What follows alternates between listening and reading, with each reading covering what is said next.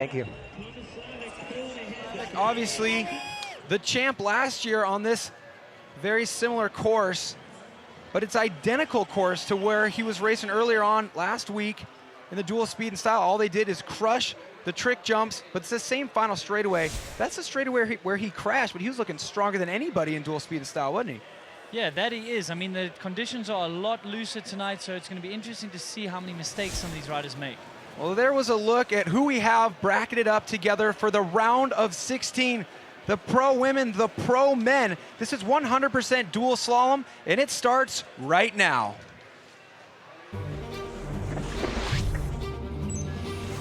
It's not just mountain bike festival now, like this is getting bigger and bigger.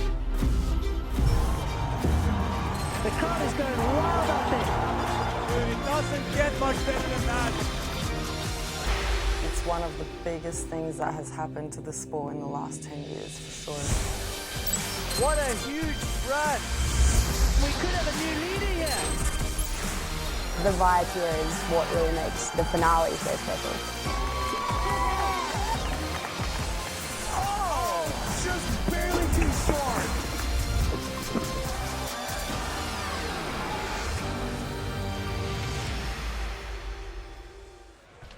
Dual slalom, we know it, we love it. It's one of the longest standing forms of gravity competition out here. Head-to-head racing doesn't get any more pure than this. And it's always interesting to see what kind of bikes the riders choose. Now, Michaela Gatto was analyzing what kind of bikes are doing well out there, and she had this to say. So one guy's bike that I've been looking at all evening here is Marcelo Gutierrez, a guy that usually races downhill on Garbanzo on a Giant Glory, but he switched it up for the dual slalom and is now riding a Giant Anthem, which is actually a cross-country bike.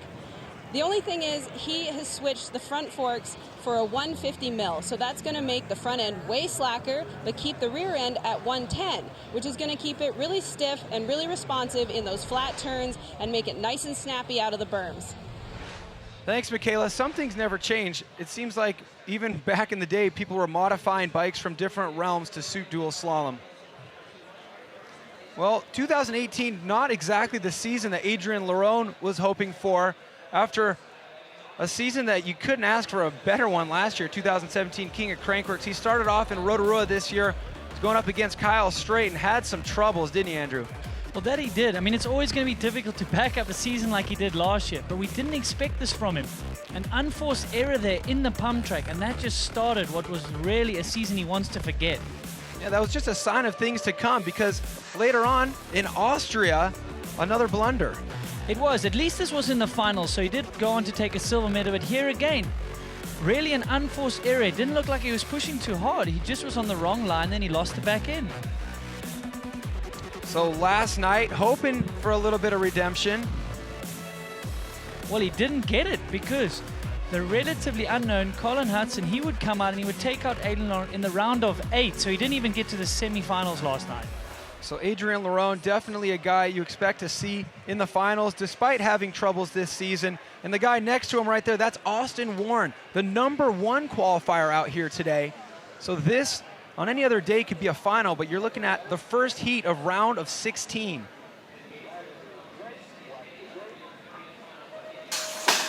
So your #1 qualifier, Austin Warren. Adrian Lerone only in 17th spot, but good snap out the gate there. So we've seen this course early in the week, the dual speed and style, but they have flattened off those big jumps. That corner there, Cam, that's going to be one that we have to keep an eye on, don't we? The flat turn that gave some guys in dual speed and style a problem. But Austin Warren, very clean and fast run here. Oh man, the #1 qualifier leading out first round of his heat #1 by 1.52. Now let's remind you, in dual slalom racing, 1.5 is typically the max differential. So that's usually what you would get if you actually fell and crossed the finish line, say 10 seconds later. So Austin Warren putting a lot of time on Adrian Lerone. So it's one thing to note, Austin Warren, a little bit sluggish out the gate there. He is on flat pedals though, and he's making that time up down the bottom. So Adrian Lerone going to have to make up a 1.5 against your #1 qualifier, Austin Warren. Austin just keeping things smooth. It's also kind of daunting to know you're the #1 qualifier because you really want to win at that point. Yeah, he's probably put a bit of expectations on himself. You know, if you know you are the fastest out there, you just got to ride some smooth races. So Elliot Jackson, always an exciting racer to have at a Crankworx festival. He's good times on and off the bike. He's been having good times here in Whistler. Take a look at what he's been getting up to. We're here. For me, it's the first day of Crankworx, Tuesday, and just went and did some razoring with Bassman Steenbergen, something I've never done in Whistler. Like, it was really fun. With the razoring, like, you kind of have to like link stuff together. Like if you go and you hit the gas too hard, you're probably gonna like overshoot that next turn, and then like your speed will be ruined. You have to hit the brakes, and like with the slalom, it's the same. Like you really have to be like precise and like brake at the right time. It's like all you is generating the speed. So like really have to get into the corner at the right spot and get out of the corner at the right spot, and like that precision aspect of it is really, really sweet.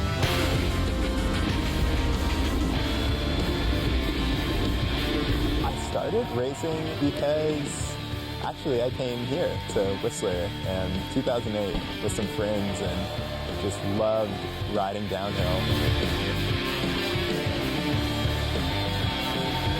For me, racing, like I just love like dialing in like more and more and more. Like how can I like do this a little bit better? How can I go a little bit faster? Can I hit this bump or pump this thing a little bit harder? And so for me, like I just love the feeling of like, I don't know, like trying to master a track.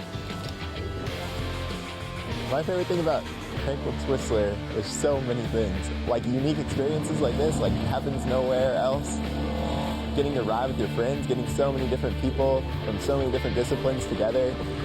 And it kind of also like brings you back to why you started riding. Because you like just get to go and hang out with your friends, ride trails, and ride for fun, and ride A-line, dirt merchant 100 times over, and just keep yelling and hollering, and it just gets better and better.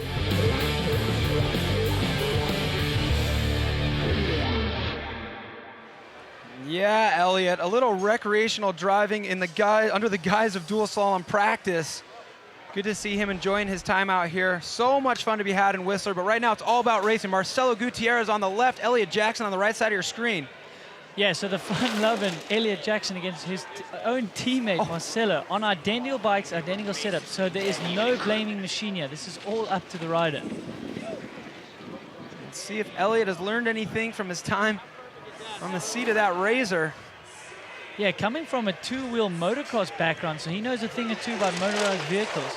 Marcelo will take the advantage, though, 0.63 going into that next heat. So, guys at home, remember, we're going to rack these guys. They're going to switch lanes, and they're going to go against each other again. So taking a look, what do you think about the white side and the black side? Is there any obvious fast line here? Yeah, well, the problem is that inside lane, the one Elliot was on the black lane, that inside flat turn is probably more tricky than on the white lane. So that's going to play a factor later in these races. So 0.63 differential there. Marcelo Gutierrez with the advantage. Elliot Jackson gonna have to channel all he learned from ripping around on those Razor cars. We talked about the king of Crankworx earlier. Take a look at who we have in the gate on the left side of your screen right now. That's a guy who has worn the crown in the past. Andrew, talk us through what it takes to earn that crown. Well, we've got 4 stops. We've got up to 30 events that you can participate in to amass points, and $20,000 will go to the winner. But also, $5,000 goes for third. Here's a man who's in the running for that $5,000, Keegan Wright. Currently sitting in the 3rd spot, but only by 25 points. Adrian Larone is breathing down his neck. So every position matters here in the overall hunt. Bernard Kerr on the left side of your screen, Keegan Wright on the right. A former King of Crankworx, Bernard Kerr. He qualified ahead of Keegan Wright, so Keegan Wright's really got to attack him, just lay it all on the line if he has any chance to keep that 3rd place in the King of Crankworx. So Bernard Kerr on the white lane, Keegan Wright here on the trickier black lane. We've seen most of the wins come from this white lane, but also these are the faster qualifiers. They are all bracketed on this white lane. So he's going to take that lead against Keegan Wright. 1 second. So Bernard Kerr showing why he was the king of Crankworx just a couple years ago. Keegan Wright going to have to make up a second take a look at our round of 16 brackets. We've had 3 runs so far. Those names that are lit up in yellow, what does that mean, Andrew? Well, they're going to take the advantage. But remember, guys at home, we're going to throw them back to the top. They're going to switch lanes, and they've got to duke it out again. Well, take a look at that man wearing all red. That's Barry Nobles, a fierce competitor. He was competing in dual speed and style early on in the festival, and he was going for broke, to say the least. That he was. This is the first heat against Sam Reynolds' first run. Oh my goodness, that is a huge crash. What's more cool than one double backflip? Well, trying double backflip twice. Unfortunately, neither of those attempts coming out, but Barry Nobles definitely living by the motto, double or nothing. And I talked to Bas van Steenbergen earlier. He said, well, I'm going up against Barry Nobles in my first round, and I know he's going to pull out all the stops and do whatever it takes to beat me, so I have to be on my game. Wow, so huge snap there from Barry Nobles. No surprise, from the BMX background. There are no big jumps for double flips in this form of racing. Bas van Steenbergen on a custom geometry bike that Hyper's made from. They will be putting that into production. Strong through that flat corner from Bas. Yeah, very good. We know he's on the slower lane here, so he's just got to keep Barry as honest as he can. Wow, he's attacking down to the finish. Well, Bas looking so strong, despite being 0.83 behind Barry Nobles. As you mentioned, he was on the slower course, so that's definitely manageable once they switch sides. I don't know how I made it around first. So dual slalom format, take a look at these brackets. The names lit up in yellow have the advantage. The way dual slalom works, we'll get our riders back up to the top of the course. We'll switch sides. You have to beat your opponent by more than they beat you by. We still have 4 heats to go in this round of 16 in the men's category of the 100% dual slalom. Don't go away.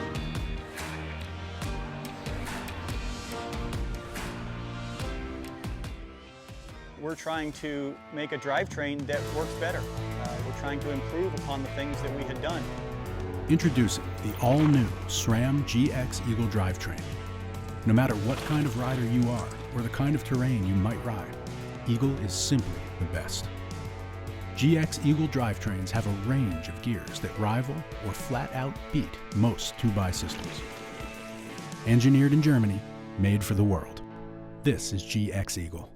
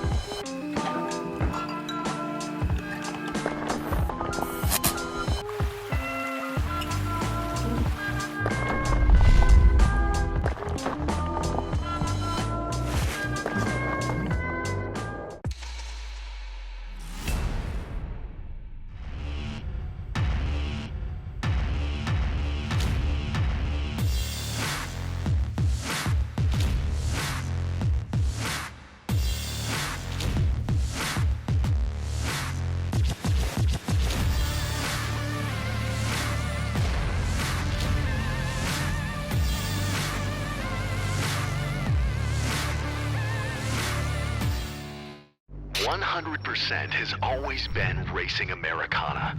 We are a part of iconic moments that have built the roots and history of what is modern motocross. Today, we are anchored in mountain biking, road cycling courses, and BMX tracks. 100% is inspiring a whole new generation of racers and asking them our original tagline: how much effort do you give? Crankworx is stoked to be associated with Dose.ca, your entertainment fix.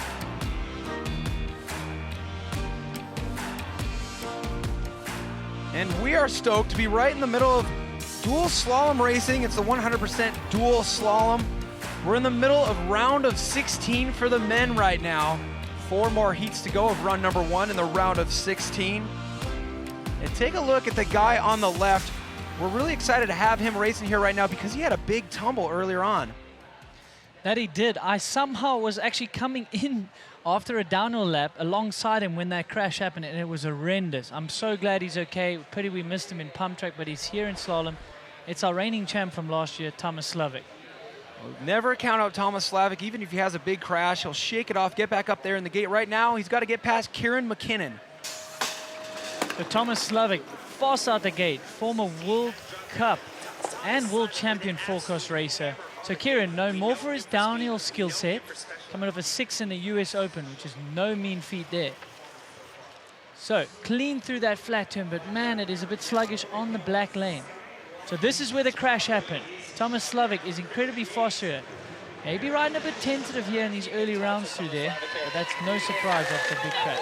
Sometimes Thomas Slavic looks tentative, but it's just because he's so incredibly smooth right there, easily putting 1.09 seconds so on Kieran big McKinnon. Snap. Yeah, big snap there out of the gate, but that's no surprise. I mean, this is a powerhouse, former World Cup four-cross champion. So he was doing double-double there in the dual speed and style, opting not to do that, but we'll see if he brings that up in the later rounds. Ignorance is bliss. You can ride really fast through a section until you realize why nobody else is doing it. Then you might think twice. But Thomas Slavic looking to be back up to speed now, putting over a second on Kieran McKinnon. But back up to the top, our next heat. Aussie, oi, Graham Mudd on the left side of your screen, Connor Fearon on the right. Only one Aussie can survive out of this bracket. Who's it gonna be? Well, both World Cup downhillers, Connor Fearon. Not having the season he would want it out there on the World Cup circuit, but man, if anyone can turn a bike, it's this man right here, Connor Fearon. So let's see how he is on that inside. That was fast, no surprise there, on the flat pedals, and man, if anyone can rip tires off a rim, it's this man, Connor Fearon. Needs to keep it together, yeah, keep Graham honest. So Graham will take the advantage, but what we can see, so 0.97, that is the faster lane there that Graham was on, easily. Well, what we're typically seeing here is being on that rider's left side of the course. As long as you can stay within a second, that seems to be typically the gaps we see from these riders who are looking to be going a similar speed. So it's going to be really interesting once we get them back up to the top and switch sides. But this next heat is super interesting. We have Luca Cometti, a rider who races for a living, travels all over the world.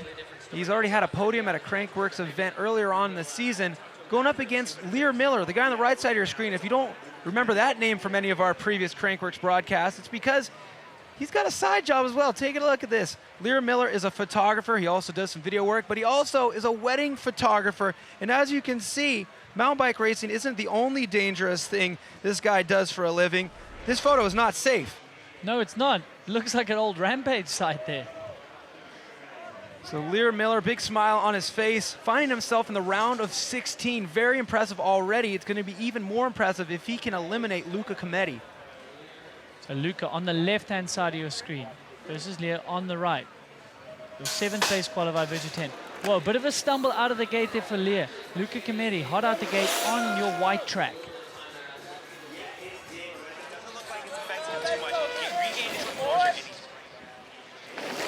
So Luca Cometti on the white track, on the easier and the faster track there. Lear needs to put down the power here.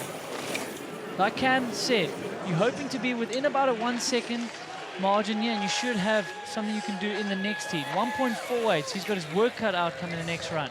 Luca Cometti will illuminate his name in yellow on our brackets, having the advantage going into their second run of the round of 16. But Lear Miller excited to be here, and anything can happen once they get back up to the top of the course. At the top of that course right now, we've got our next heat loaded up in the gate.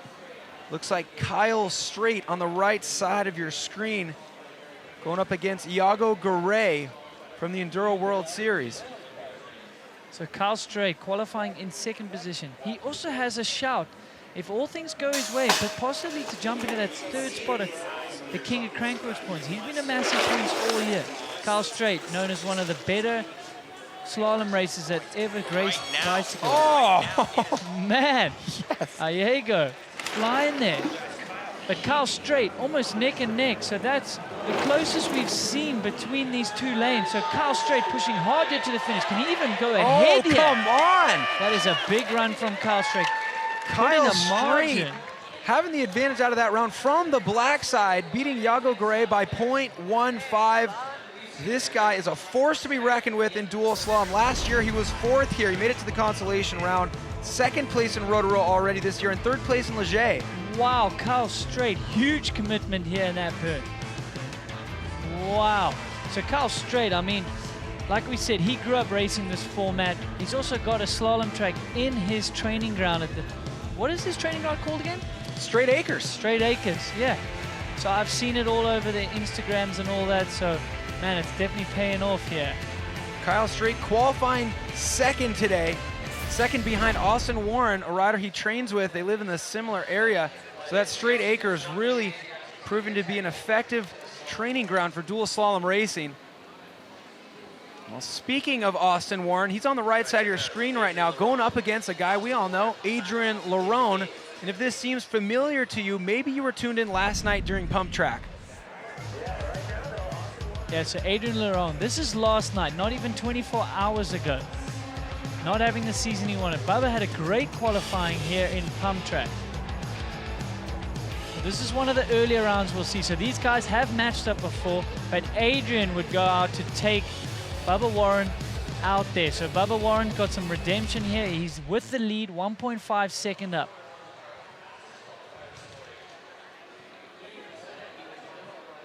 So as you see on the screen, Adrian Larone on the left, Austin Warren on the right. Austin with the advantage, 1.5 seconds. Just needs to keep within a bike length or so of Adrian Larone, and that will be safely through the next round. So Austin Warren's on the flat pedals. That'll help him down the bottom here, especially this turn. Let's keep an eye on that. Yeah, safely through.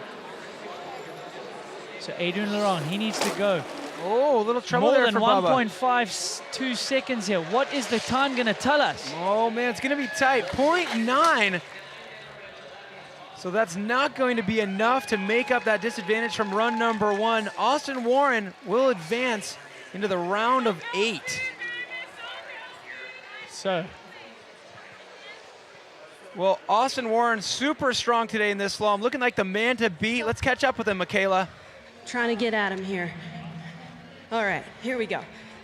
So tight times last night with Pump Track.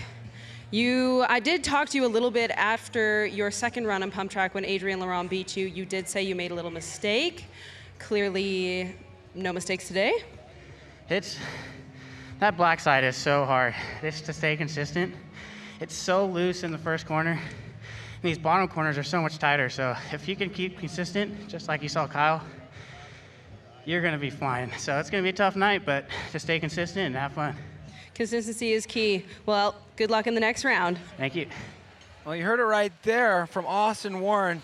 The key to the race right now is being fast on that black side. It's way more challenging than the white side. If you're able to do that, you're going to have a good chance out here. Riders who are looking to have a good chance are those ones who are illuminated in yellow.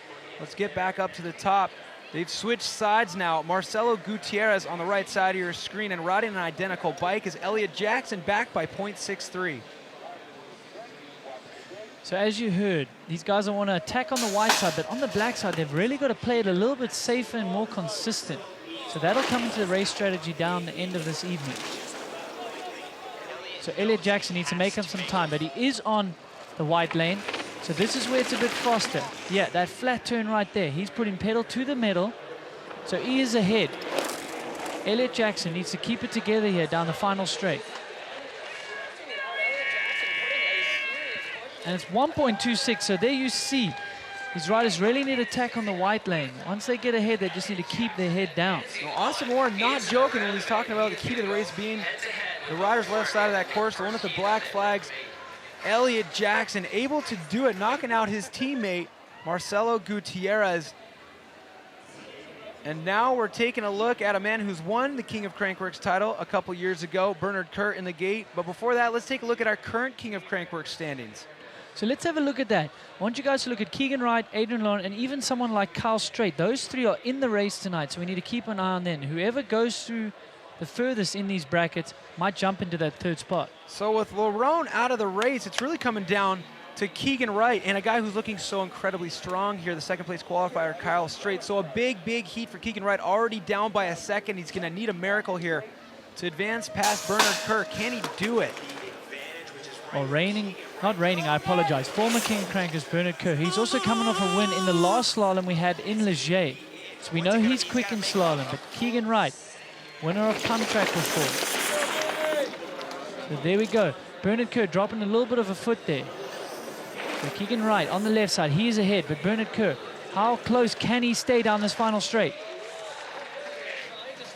So Keegan Wright wins the race by 0.96, but Bernard Kerr advances super tight right there. Only 0.05 of a second different right there.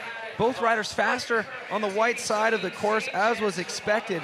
So it just goes to show when you crunch the numbers, they're only 0.05 apart. And that is a big turn up for the books for the king of Crankworx. We looked at those standings. 2 of those 3 riders are out already. Adrian Laurent and that man Keegan Wright, they are out of the running for that 3rd place for now. Things looking good for Kyle Strait right now. But let's talk about this next heat in the gate. Barry Noble's on the right side of your screen. Bas van Steenbergen on the left. Let's take a look back at how their first run went. So Barry Noble's out the gate quick with that BMX snap. Unbelievable. Bas van Steenberg on that custom geometry trail bike, 120 mil travel.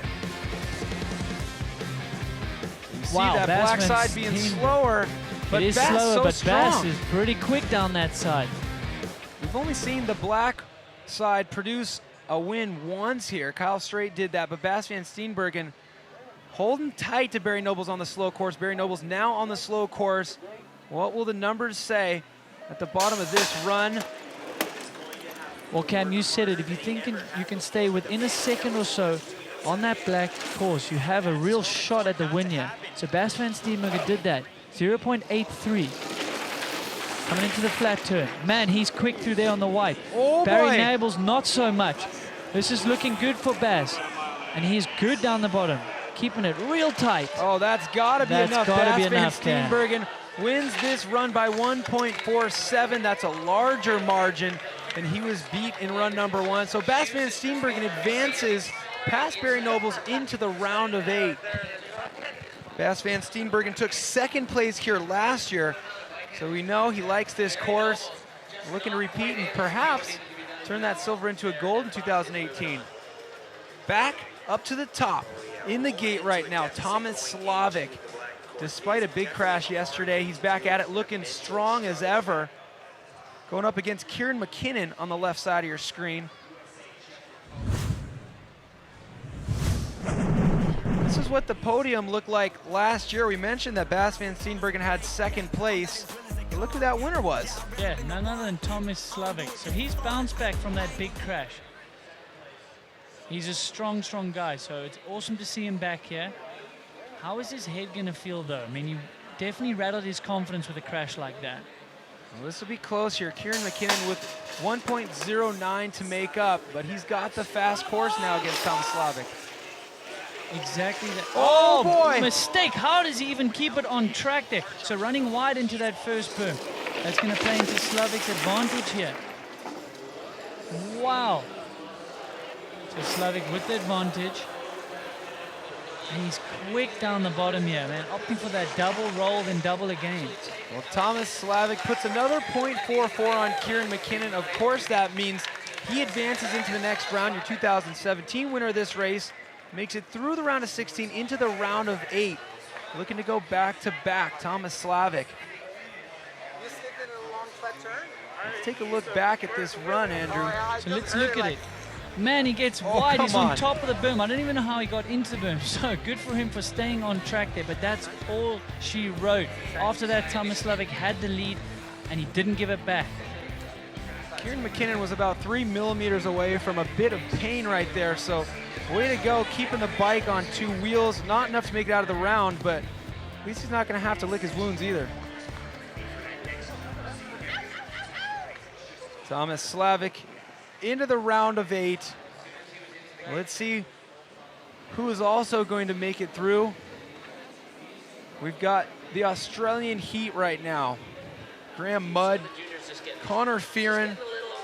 Now talk to me about pedal choice out here. We talked about bike choice, but look what we have here in the gate. Well, we did. Connor Fearon, known for flat pedals.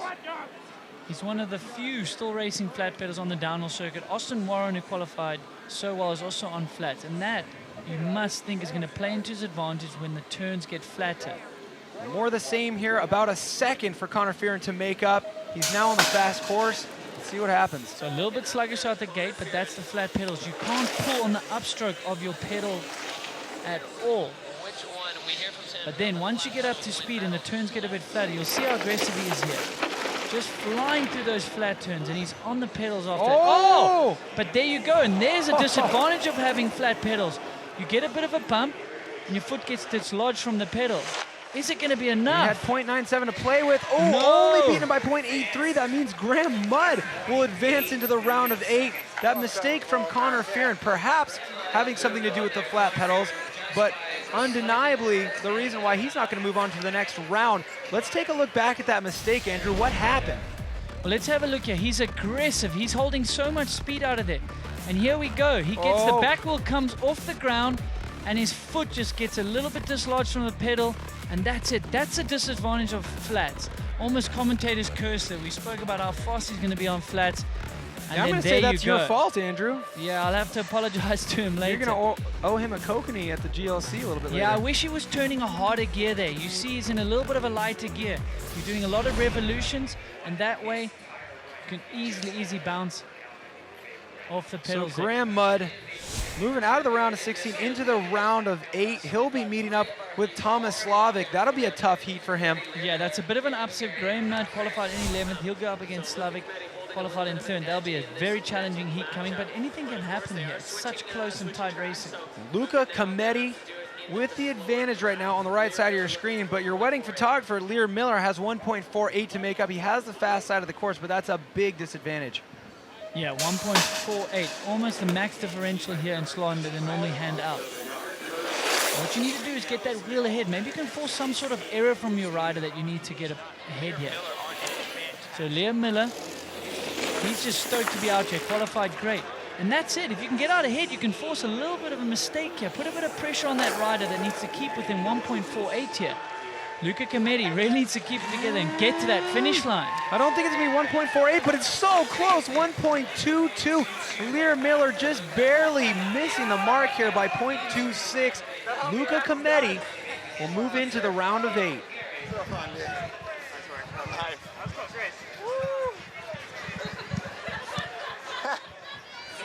With Luca Cometti moving into the round of 8, that leaves just one more heat left here to fill all those slots in the next round. Kyle Straight on the left side of your screen, the winner of run number 1 with a 0.15 advantage over Iago Garay, the only guy we saw win the race from the rider's left side of the course.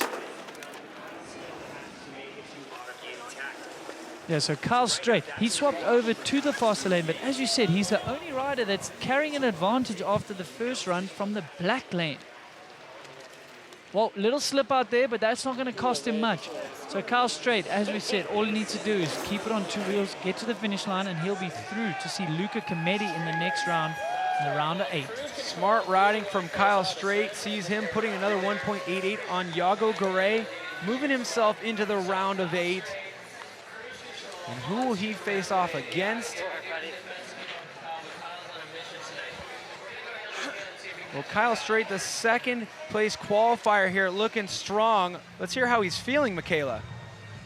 Hey, Kyle, how's it going? Hey, just having some fun. Well, we saw you here earlier in the week on the dual speed and style track. What kind of changes have they made for the dual slalom tonight? Well, a lot of rocks have come out, and it's gotten a lot more crazy out there. That's pretty much the only changes besides the jumps. We're still pretty much jumping them, but we just got to stay smooth out there and have fun. Well, you qualified second. Any tips for people trying to look to improve their dual slalom style? Look as far as you can ahead. Into the next turn? Yeah, next flag, next turn, and all that. Beautiful. Well, we look ahead to the next round. Oh, thanks, Michaela. Kyle Straight paying attention more where he's going, not where he is. Where he's going in the next round is up against Luca Cometti. A lot of other good heats here, though. A lot of big names. Yeah, Austin Warren is going to be up against Elliot Jackson, Bernard Kerr, Bas van Steenberg is going to be a humdinger. Well, the stage is set for the round of 8 of the men's category in the 100% dual slalom. We'll have the round of 8 for the men and the women after the break. You're not going to want to miss it. Stay right there.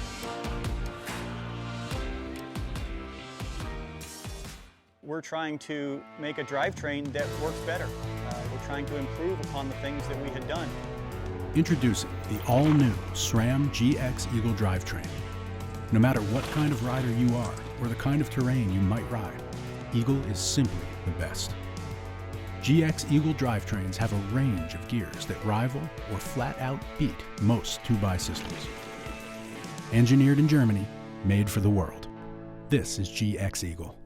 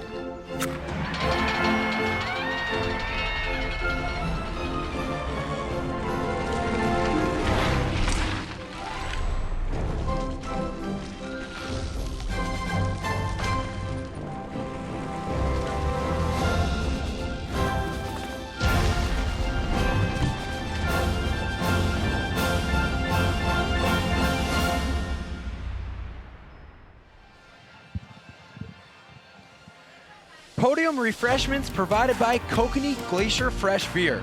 It's the beer out here. So, we're gonna find out who's going to be celebrating their podium performance with a nice cold Kokanee, but here are your contenders in the men's category. Boiled it down to 8. Yeah, Austin Warren, Elliot Jackson, you'll see them off first. Bernard Kerr, Bastian Steenbergen, Slavik Alwania last year. And let's look at Kyle straight down the bottom, who's looking to jump up that King of Crankworx log. Austin Warren on the left side of your screen, your first place qualifier out here, going up against Elliot Jackson. So Austin Warren qualifying in Fosters. He really needs to just ride consistent and safe runs there. Man, you can see the pace he's carrying out of these turns. Austin Warren. Stormin pump track. Man, he is riding out of his socks here tonight. This is great. So Elliot Jackson, we know he's on the slower lane.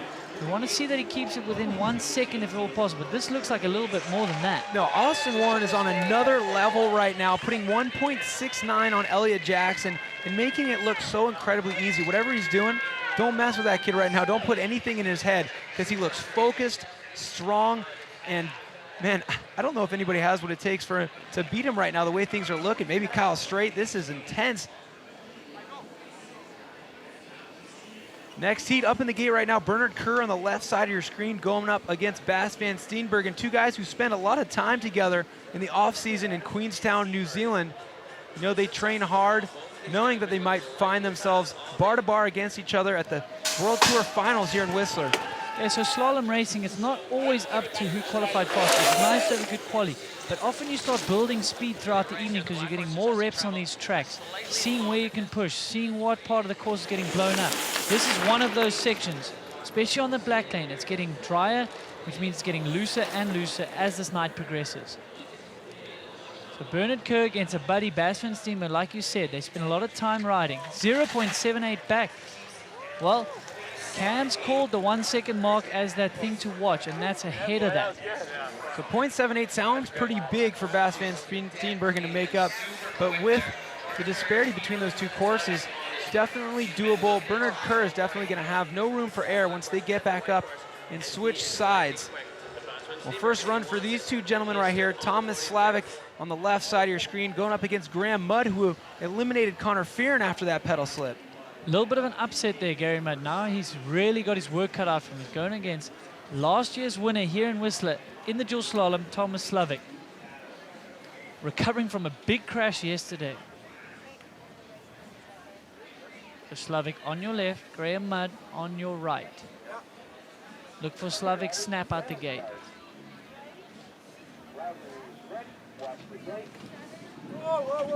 Wow, I was going to say, it's taking a long time for this gate to drop. Is the race on? The gate's dropped. They say, random start, racers. And they really mean it. That was intense. These guys sitting there on pins and needles waiting for that thing to drop. It was taking its sweet time. Well, clearly they got the cue that it was going to drop. It didn't. You saw those guys flinch, and they both, good sportsmen that they are, said, you know what? Let's just have another practice run.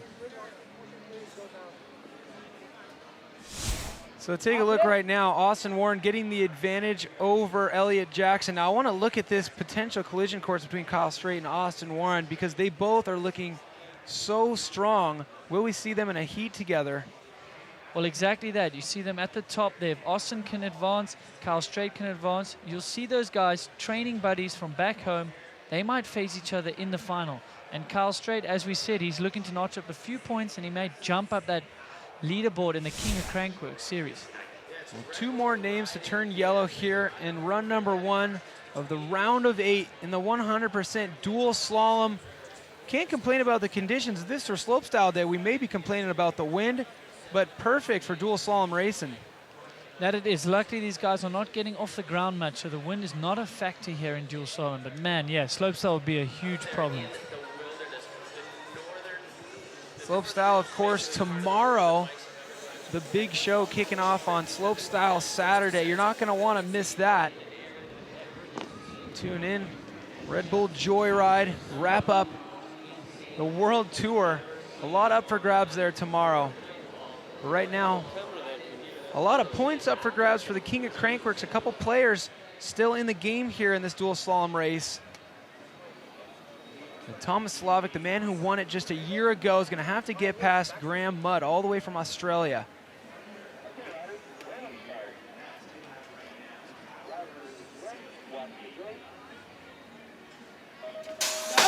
So, no problem with the gate there. Huge snap from Thomas Slavic, but we're used to seeing that. We know he's going to carry like a bike length into this first turn.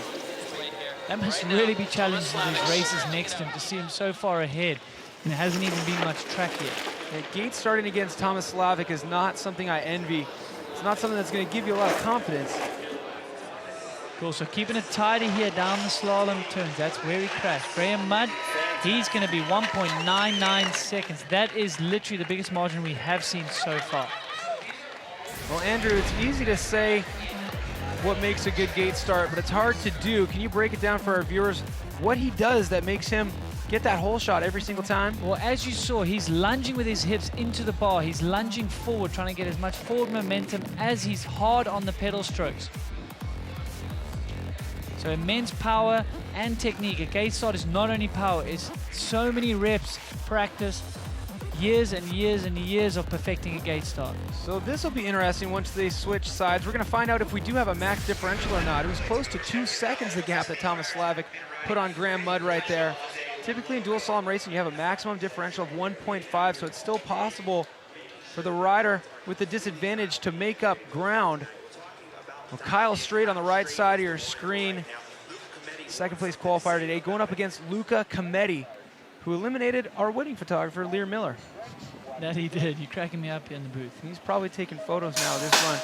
Focus your cameras on Kyle Straight because he makes us look so good. That he does. So the only man to take an advantage from the black run. Can he do it again in the round of 8? Kyle Straight. You can see all his practice is paying off. So the flat turn, he's safely through that. Keeping Luca honest here. Into the little step down here, into the final straight. Kyle Straight is extremely quick down here. So, what will the time tell us? 0.46. Kyle Straight will be back, but we'll lock and load them. We'll put them at the top. They'll switch lanes. So Kyle Straight within reach there. Luca Cometti showing off some sponsored decals there, celebrating that 0.46 above Kyle Straight. And here's a look at how run number 1 of the round number 8 is looking. Those names in yellow have the advantage. Yeah, so Austin Warren, Bernard Kurt, Thomas Slavic, Luca Cometti will all take that advantage to the second heat of the round of 8 here. Austin Warren and Kyle Straight on that collision course. I'm looking forward, crossing my fingers, hoping we see them in the finals. They train together. They look to be on another level. You're 1 and 2 qualifiers out here today. A little bit of wind in the Whistler Village means not so much smoke from the wildfires, so no complaints out here. I think tomorrow we'd take smoke over wind for the slopestyle, but all smiles in the Whistler Village. Friday, couple days left to go of the festival. But it's not just men's category we're talking about out here. We have the top women in the world when it comes to dual slalom racing, and we boiled them down to round of 8. Michaela, friends with all these ladies. Let's catch up with her for a couple inside tidbits. Thanks, Cam. Yeah, something really interesting that I noticed was that the #1 qualifier today was Danielle Beercroft from Australia on a downhill bike.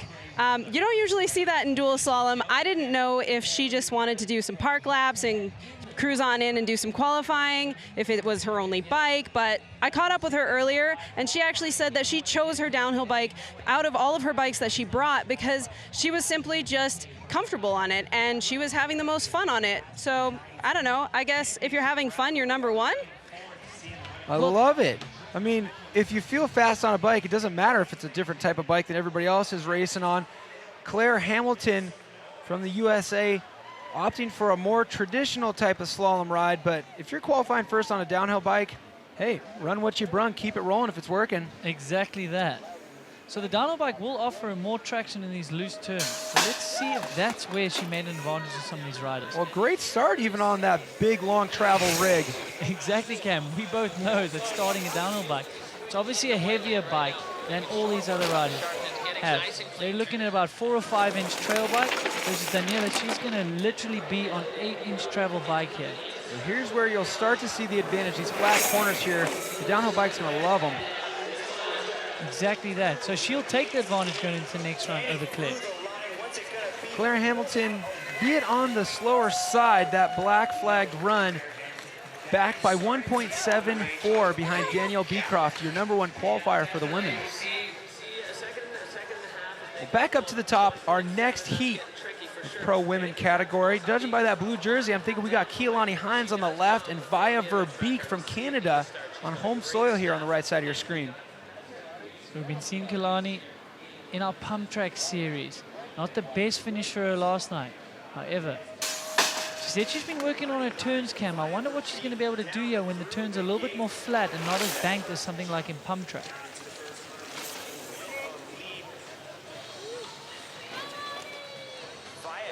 So let's look at these flat turns with Keilani. She's safely through that.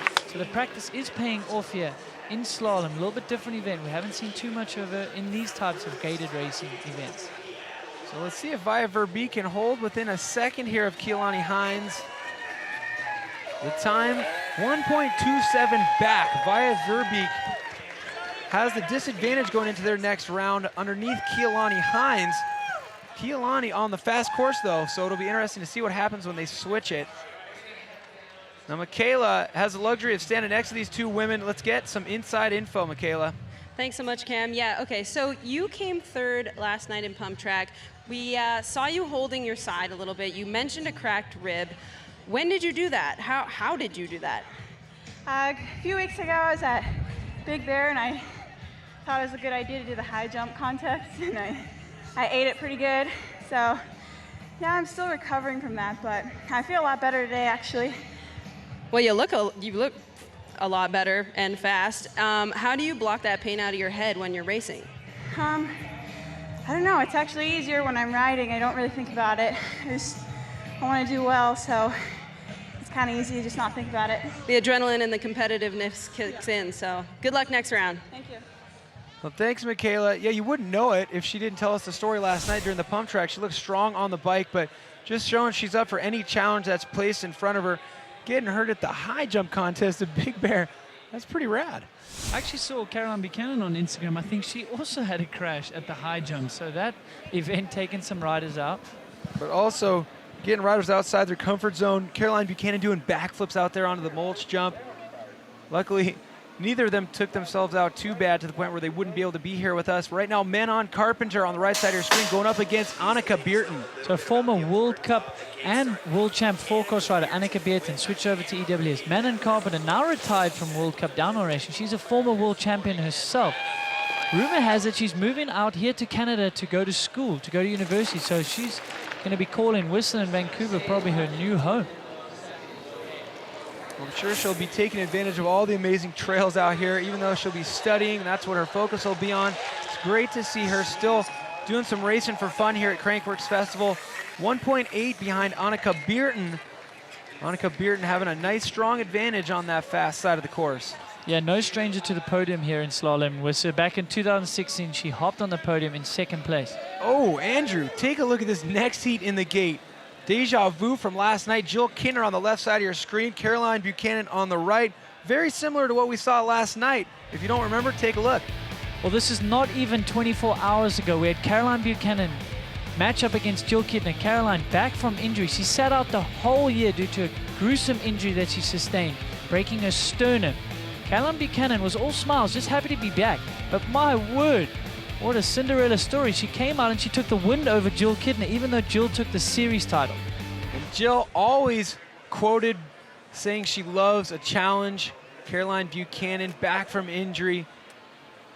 The former nemesis of Jill Kittner, now back in place being the current nemesis of Jill Kittner. Well, Jill Kittner is going to get some redemption if she can keep it on 2 wheels there. She's qualified faster than Caroline Buchanan. However, she probably didn't think it was going to come this quick. Less than 24 hours ago, she was up against Caroline Buchanan in the pump track. Careful what you wish for, I guess. It's crazy seeing these girls matched up against each other so early in the race. Only one will make it past the round of 8. Yeah, we would have loved to see them in a semi or a final, but Jill Kittner here on the white lane, that's the faster one. Caroline Buchanan, she's getting used to mountain biking. She hasn't had a lot of time on it this year, so she'll take a deficit of 1.83 to the next round against Jill. So where in the world does Jill Kittner find all the time on these courses? Take a look back at this replay. Look how many times she's able to find an opportunity to crank out some pedals. Yeah, so Jill Kittner grew up racing BMX, switched over to mountain biking. As you said, Cam, she's just on the pedals at any moment she can.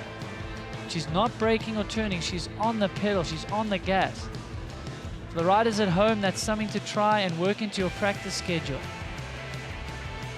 She even gets started pedaling sort of halfway through the turn. That sometimes can help with traction on a flat turn.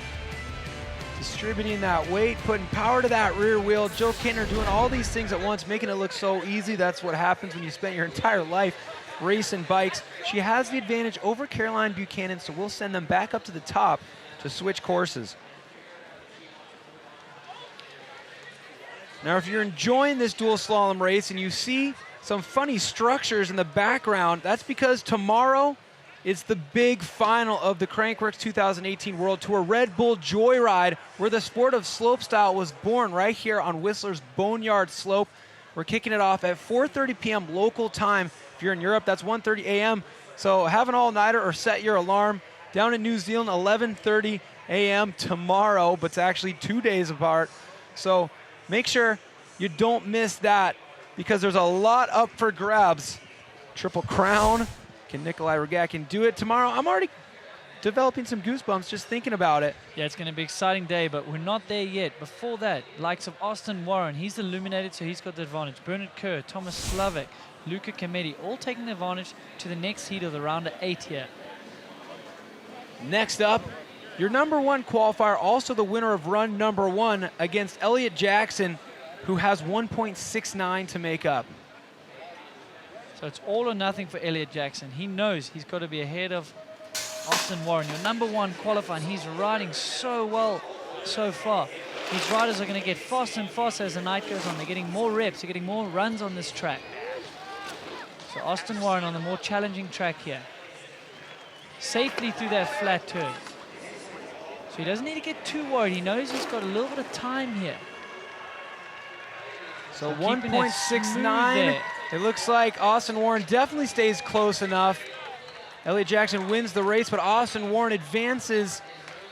So your first man, sorry, Cam. No, I'm just going to say no big surprise there. He looks so good, the #1 qualifier. Really looking forward to see who he matches up with in the next round. So our first man through the semifinal, that's Austin Warren, better known as Bubba. #1 qualifier. He's been putting in some great qualifiers here in the pump track, slalom. Let's see if he can back it up. Let's see if he can go all the way to the final, maybe take that gold medal. Definitely could be his day today. But right now, waiting for that gate to raise is Bas van Steenbergen on the left of your screen. Bernard Kerr, a former king of Crankworx, on the right. And the winner of this round will meet up with the #1 qualifier, Austin Warren. Bernard Kerr with the advantage. If I remember correctly, though, Bas van Steenbergen was hanging pretty tight on him. I believe it was under a second. So definitely manageable for Bas. Absolutely manageable, 0.78. So that's within striking distance here when they switch courses. Well, the way dual slalom works here is it's so many runs. And even if you're the first place qualifier, you still got to push your own bike up the hill. Everybody's enjoying their laps in the Whistler Mountain Bike Park. But Cody Warren, eyes on the prize right here, just putting in the reps, keeping his focus on that gold medal. When you qualify first, that's the only thing on your mind. It's so daunting. Yeah, the pressure will be mounting as he gets through these heats. He'll be start thinking of that gold medal, and he's got to try block it out. Bas van Steenbergen with 0.78 to make up behind Bernard Kerr.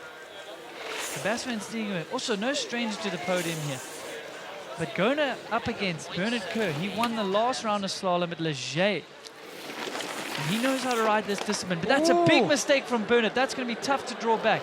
Bas van Steenbergen with the lead here on the white course. Bernard Kerr, huge mistake there. Well, without a doubt, Bas van Steenbergen making up that disadvantage by over a second. After all said and done, 1.19 ahead of Bernard Kerr. Bas van Steenbergen moving into the next round against Austin Warren. That's going to be an amazing heat right there. Let's see if we can go back to a replay and find out what caused that mistake from Bernard. Well, we've been speaking about it a lot tonight. Let's have a look at this flat turn. So he decides to drop a foot. But man, he hasn't got enough weight on the outside edge of that tire by dropping the foot in. He slides the back wheel, dabs a foot, and just no forward momentum out of that turn. Such a tiny little mistake, but it makes for such a loss of time, especially when you're going up against a guy like Bas van Steenbergen, who definitely left nothing behind on that run. So having a look at Bas, he's going to be through to the semifinal. He'll be matching up against number one qualifier Austin Warren. That's going to be a challenge. Definitely looking forward to that heat.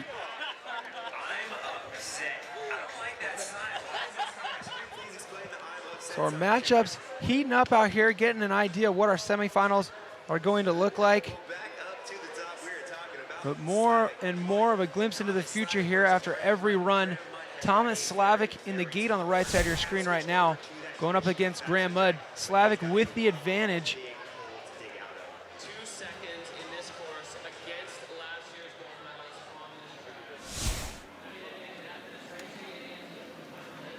So Graham Mudd with the upset over Connor Ferrin. Now, no 1.5 max differential out here. Kind of mind-boggling. I kind of like that. I feel like, you know, Graham Mudd went up against Slavic. Slavic earned that 1.99. There were no mistakes or huge crashes from Graham Mudd. So who knows what the judges or the timekeepers have set for that max differential. Ruthless format. Ruthless format. We want to see it tighter. But probably the rider's not, someone like Slavic. We want to see it tighter to give Graham a shot here, put some pressure on Slavic. So Slavic on that slower lane. Oh, my word, roosting that flat corner. So he's got a big margin here. He just needs to keep it tidy here through the slalom rollers here to the finish, and he's going to do just that. You see Slavic bounce from one side to the other off that roller, using the airtime as a direction change. So impressive.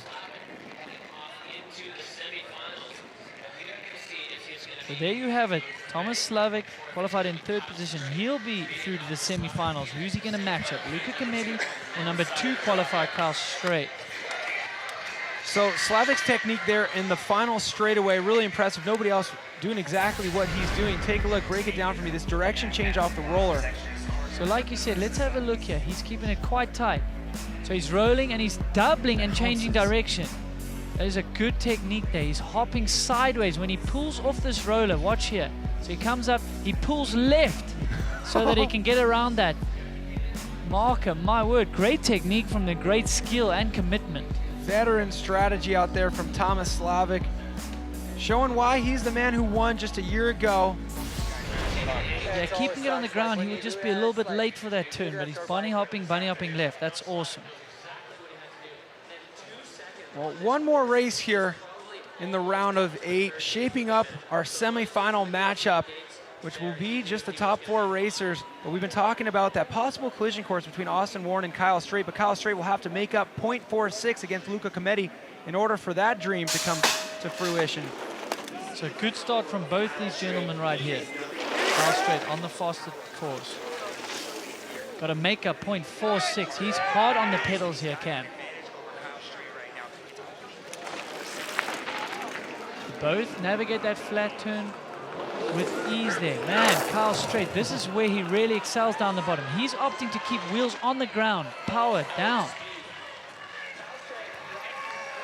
So Kyle Straight finding the nice balance between aggression and finesse. I would love to take a look back at this run and actually try to count how many pedal strokes he fits. Some of them in the air, but no opportunities wasted here. 1, 2, 3, 4. Go for it, please, by all means. So I'm counting, you talk. No, yeah, you count in your head, you tell me then. But you're right, he is getting pedal strokes everywhere. He's in a nice tall gear, so every time he pedals, he's actually making it count. There's no wasted pedal strokes here, no wasted energy. It's all power to the ground. I'm running out of fingers and toes, Andrew. Oh my goodness. Have you topped the 100 mark yet? Look at him go. So Kyle Straight putting on a slalom clinic here for us.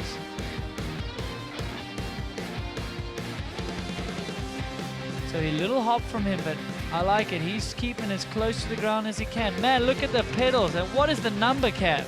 35 pedals right there. I ran out of fingers, I ran out of toes, I pulled my pen out, I started doing hash marks on the desk. 35 pedal strokes in that run. Pedaling where some people are breaking. So there you have, that's Kyle Straight's secret there. He is putting pedal strokes in when no other man can. So back to the women category. I'm done counting pedals. My mind is a bit frazzled now. Math was never my strong suit. I'm still trying to figure out what 100% even means. But we got Danielle Beecroft on the right side of your screen riding that downhill bike. She qualified first nonetheless, and now she's put 1.74 on Claire Hamilton. So Claire Hamilton, only 22 years old. We've seen her in the enduro side. Switching over here to slalom. This is great. You see all types of riders from all different disciplines come together. Oh, no! Well, that's that right there. Yeah, that is that. Speaking of that, that's not the discipline we allow here. You've got to go around the gates, Cam. Explain to the viewers at home who may not be familiar with dual slalom racing what happens when you miss a gate. Well, when you miss a gate, that's an absolute DQ. Oh, As boy. you can see, there's a low... gosh. No! Oh, I hope she's all right. That's unfortunate as well because that wasn't going to count. Oh, Claire Hamilton having a big crash right there after already missing a gate. She was already disqualified, but great to see her up and getting back on her bike. From bad to worse for Claire Hamilton, we got to take a look back at this replay, check out that missed gate, and then that unfortunate fall. Yeah, from bad to just ugly there. That is so unfortunate. So there we go. She's obviously missed the gate. She's obviously got to go on the left of that gate. And here, nose heavy. Oh, boy. Oh, no. Oh, that is a big crash. We hope she's all right. She did get up, so that's a positive thing. Bad to worse to just plain ugly. She prolonged the crash for a while, hopefully dispersing some of that impact. But that's not going to feel good. Tough racer out there, though. She popped right back up, grabbed her bike, straightened that stem. Unfortunate fall, but Danielle Beecroft finding one in the street right there, your #1 qualifier. Back up to the top, Keilani Hines on the right side of your screen, the winner from run #1 by 1.27 ahead of Via Verbeek.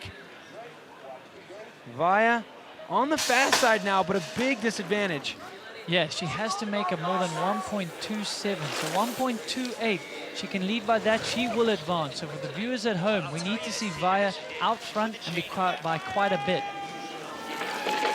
Keilani here. This is the most challenging corner of the track on that black lane. Both of them through clean.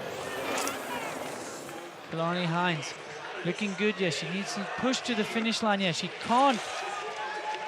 Oh, I can't even speak. I'm just worried she was going to let it go and be too conservative. It's so My close, word. though. Only 0.1 separating these two.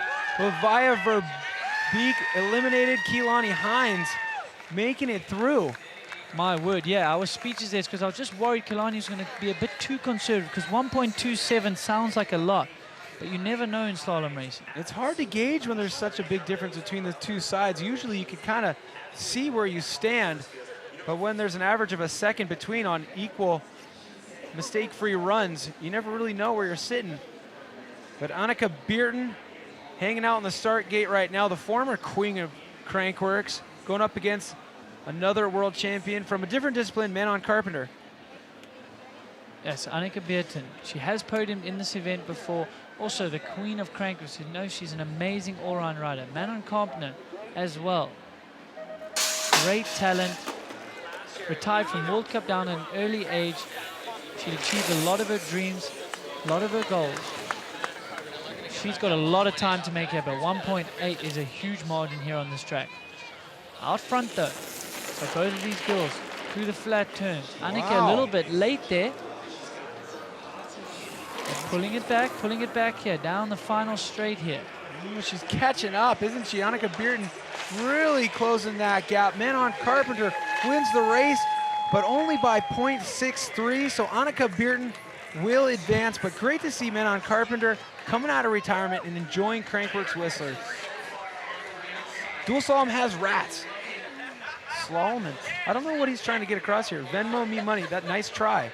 That's unique, that's creative. I've never seen that before.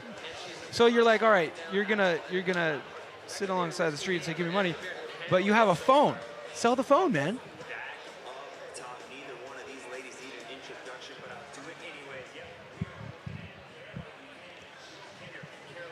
So what we're looking at right now is something that could be a final on any other night, but dual slalom, so unpredictable.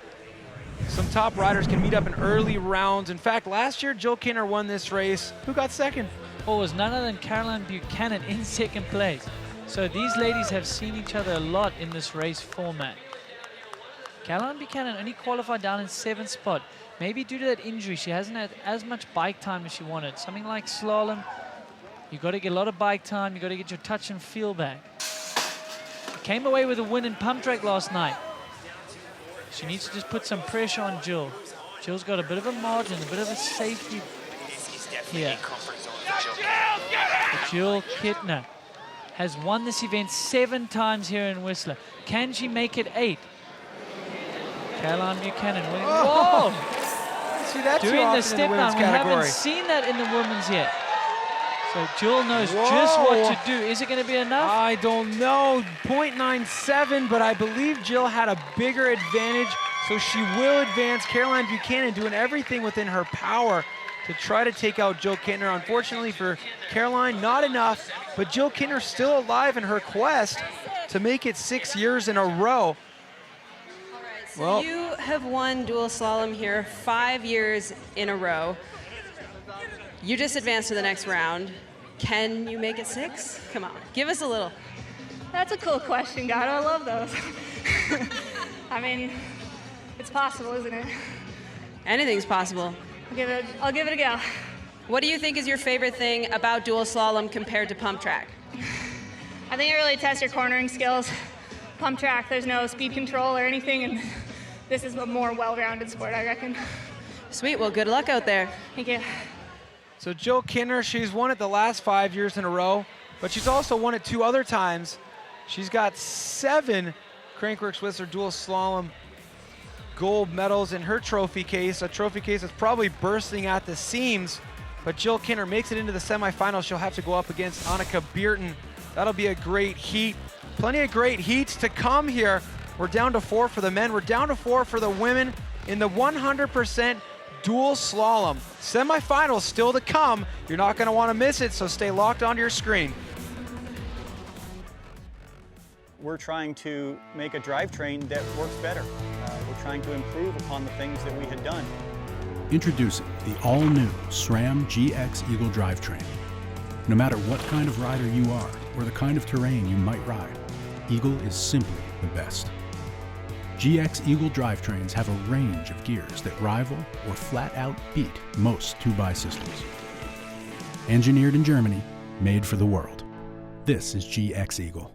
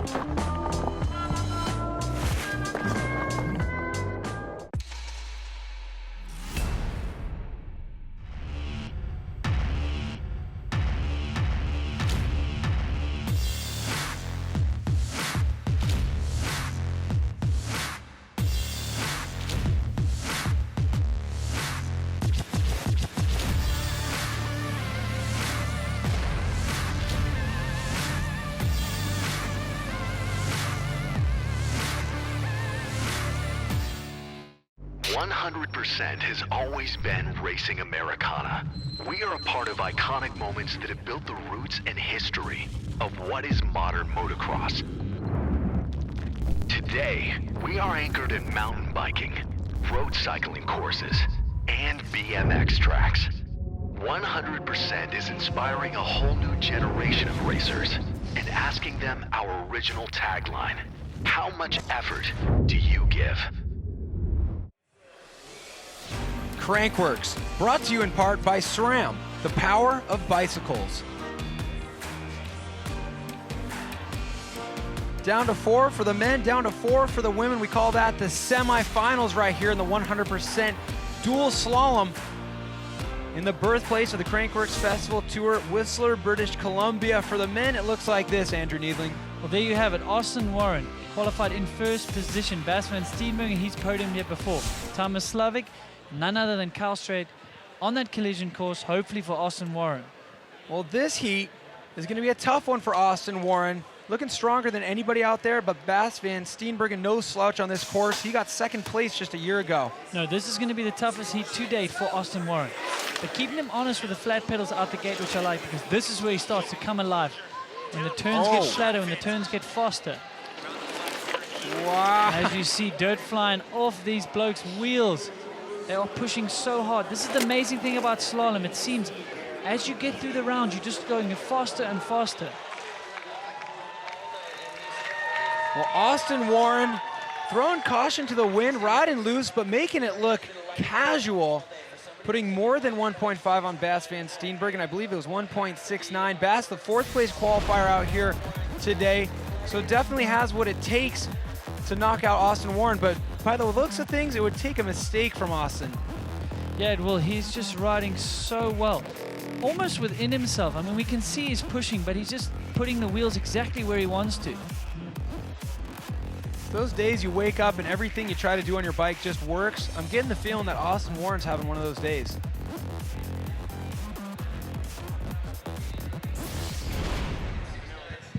So Austin Bubba Warren with the advantage right now. His first round against Bas van Steenbergen. And in their first run, this is Kyle Straight on the right side of your screen going up against Thomas Slavik. Two of the most heavy hitters in slalom discipline here. Thomas Slavik, former King of Crankworx. Kyle Straight looking to jump up the leaderboard of King of Crankworx. Look at that. No fingers on any brake levers there. All about forward momentum. So great jump from Kyle Straight as well. He's no stranger to gated racing. He's been in 4-cross races before. He grew up racing slalom. He knows what to do out of a gate. Kyle Straight, he won the Sea Otter Classic dual slalom, which has got to be the most prestigious slalom race to win. It could easily be. It's one of the most famous ones. Oh my gosh. But both of these riders, this is where they both excel, so it's interesting to see them side by side through that section. Yeah, we've been saying they're the two strongest looking riders in that final straightaway, but right now, Thomas Slavik, 0.68, stronger than Kyle Straight, but remember how much different that white side is than the black side. Let's take a look back at that final straightaway. Man, this is getting exciting, and this is what slalom racing is all about. Seeing your competitor next to you and trying to push that extra little bit just to get to the finish line. Look at the eyes. Kyle Straight said looking as far ahead as possible. Take a look at where those goggles are facing. Yeah, what do you like about Kyle's technique here through the last bit? I just love the fact that, like he said, he's eyes up. He's thinking about that finish line with 4 gates left to go. His bike just following his brain. This guy's upset in the background. Well, I'm sorry to hear that, but thanks for getting that off your chest. Semifinals for the women. We're down to 4. You can see in the background there a little bit of slopestyle practice going on. But Danielle Beecroft, your #1 qualifier for the women in the gate against Keilani Hines on the right side of your screen. So a surprise for us. Danielle Beecroft opting for the downhill bike, but it paid off. She qualified in first position. Keilani Hines on the right side of your screen, 5th position. Whoa, great snap from Keilani. For Danielle Beecroft, we know she'll be a bit sluggish out the gate, but this is hopefully where she starts picking up some speed, picking up some momentum. Momentum is what she needs for this downhill bike. Dropping her foot, then you can see she's gaining good traction there. Beecroft on the faster side right now on that downhill bike. So she'll have downhill tires on there, downhill suspension, man. She'll have great traction as it gets loose down the bottom of this course. Oh, wow. Keelani Hines, now we're going to have to consult the replay, but it looked like she perhaps missed a gate at the bottom. Ooh, wow. She's reacting to something. We're going to have to wait until we get a full course replay right there, but we're going to be wanting to focus on the very last gate. Well, here we go. Keelani wiping the sweat off her forehead. A great snap from her, as you noted, Cam. Danielle Beecroft, a little bit slower on the downhill bike. She's also able to go almost deeper on that jump with that bike. So great side-by-side action here. The moment in question coming up right here on this final straightaway. Of course, Danielle Beecroft's gonna be strong in that flat corner with those downhill tires, downhill suspension. But here we go, final straightaway. Keep an eye on Keelani Hines on the right side of your screen. She's gotta make it around these gates. First gate, check. Second gate, check. Third, check. That's what check. happens here? Oh, it was close. I don't like that or wow, that. okay. She knows she's made a mistake. We've seen that before out of her in pump track. She has missed gates here. So this is the first problem. Kind of over, and then definitely the second one. So without a max differential, it's going to be really interesting to see what our officials decide to do with this run. Danielle Beecroft crossing the finish line first. Keelani Hines missing a couple gates. We'll wait for an update on that. But right now, we'll bring things back to the top of the course. In our semifinals, Jill Kintner on the right side of your screen, looking to make it 6 dual slaloms in Whistler in a row. More gold medals than she knows what to do with. But Annika Beerton, another very accomplished rider, former queen of Crankworx. So Jill, she accomplished that feat in A-line, Air DH, in the beginning of the week here. So if anyone can make it 6 in a row, it is this woman right here. But Annika Beerton, she has had medals in this discipline. She is a former queen of Crankworx. Incredibly talented all-round bike rider. Both of them navigating the flat turn with ease. So Jill Kintner, the only rider in the history of Crankworx to win the same event at the same location 6 years in a row. Like you said, she did it on A-line. She'll have .76 to make up behind Annika Beerton in order to keep her hopes alive. We're doing it in dual slalom as well, but keep in mind she was on the slow course, so very manageable there for Jill Kintner. Well, Michaela's got an update on developing circumstances in the finish line corral. Let's hear it, Michaela. All right, Annika, talk to me. Oh, I'm out of breath. It's such a fun course, and you know I love doing slalom here in Whistler, and so far it's going good. But you know, next run will be a hard one on the black course, but we're gonna give it all. Any tips for flat corners? You want to break down how you actually would successfully go through those slalom? It's all kind of like about braking before here, you know, and trying to let go while you're in the corner. But they're getting pretty loose now. They watered it before practice, but yeah, it's getting quite slick. All right, well, we'll have to see what you got on the black side. We'll give it all. All right.